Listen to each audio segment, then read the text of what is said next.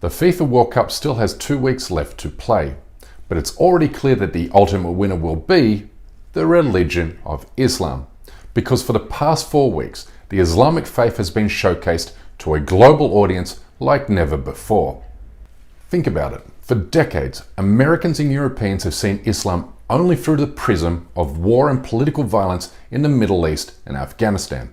And because an overwhelming majority of white people never travel to Muslim countries, it's been easy for the United States, Israel and European governments to cast Islam in a negative light for the purpose of advancing their strategic interests and their so-called war on terror.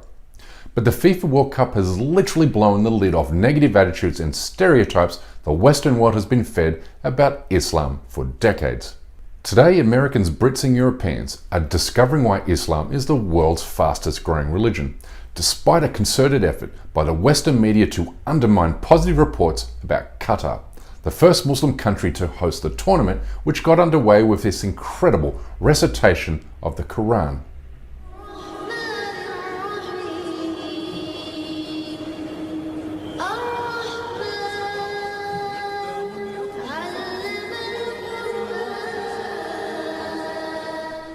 Cafes and restaurants throughout Doha were painted with murals that quoted the Prophet Muhammad urging good morality, with foreign visitors warmly invited into the country's mosque, where many heard the call to prayer and learnt about Islam and its teachings for the first time in their lives.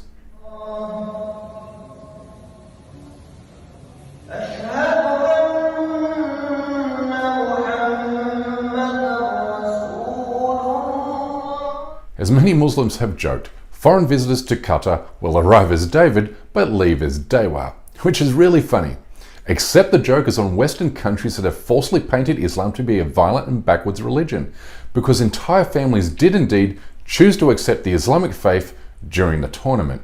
Definitely a very touching experience.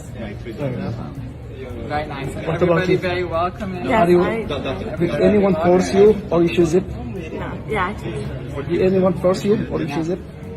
You choose it? Did anyone force you or you like it? You choose it? You choose to be a Muslim?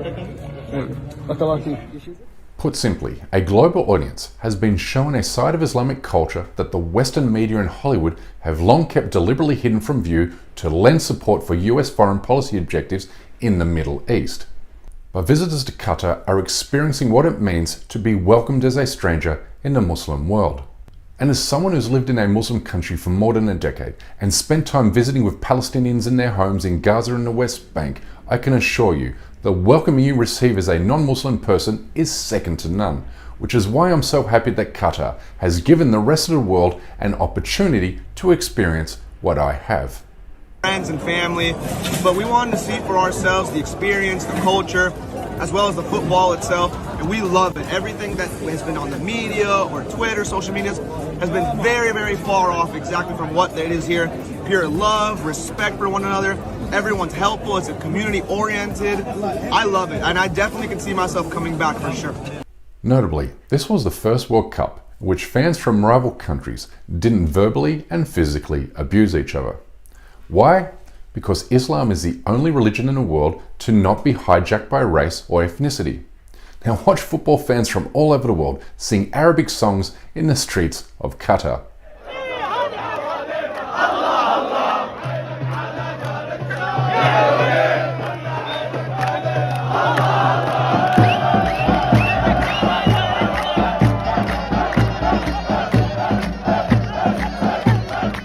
Now let's remember that Qatar copped a lot of flack for sticking to its Islamic principles in banning sales of alcohol at the tournament stadiums.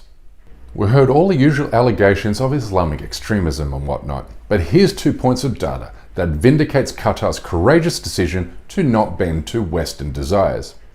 For the first time, families and female attendees felt safe to be at the football. The atmosphere in Qatar was widely described as unprecedentedly friendly and inclusive. But watch what happened when beer-guzzling English and Welsh fans got together in the Canary Islands to watch their respective teams play last week.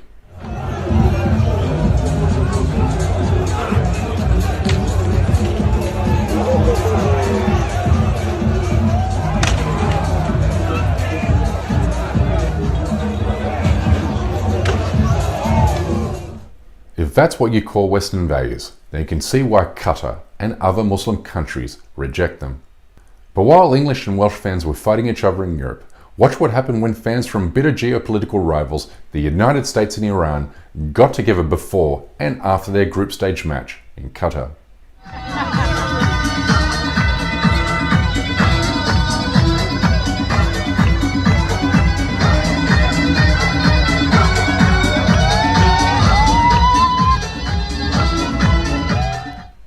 The tournament also showed that dictatorships and geopolitical rivalries in the Muslim world are not representative of the Muslim people. For instance, when Saudi Arabia defeated tournament favourites Argentina, the win was celebrated by Iranians, Qataris, and even Houthi rebels in Yemen. The entire Muslim world saying, "Today we are Saudi Arabia." Similar sentiments were expressed when Tunisia defeated its former coloniser France, and Morocco defeated Belgium, a European country that treats Moroccan migrants like second-class citizens. But rather than gloat in victory, the players from these countries showed the world how Islam guides them towards humility and grace, which is an aspect of the religious faith Western audiences have long been denied a view. The tournament also revealed that despite moves by Arab regimes to normalise apartheid Israel, the Arab and Muslim world remained committed to justice and the Palestinian people.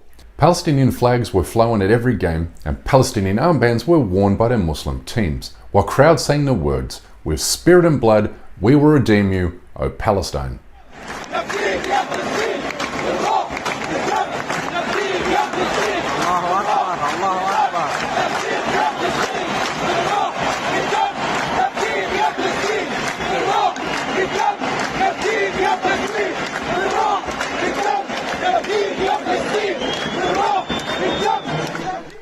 Qatar also gave British and American fans an opportunity to see through the lies they have been told about the Palestinian people.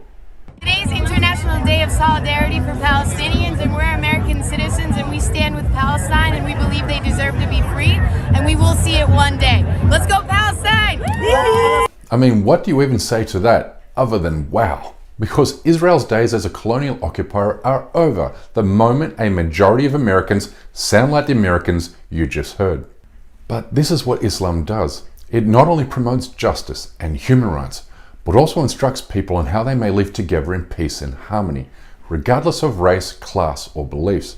And by showcasing the religion in its proper light, Qatar has helped dispel Islamophobic myths and awaken the world to injustices taking place against Muslims in Palestine, Kashmir, India, and beyond. But let me end with this. I'm a non-religious person, but I've never felt closer to Islam than I have during the past few weeks. And while I have no idea what the future holds for me, I do know that this is a religion that fosters community like none other. And we all got to see this for ourselves during the FIFA World Cup.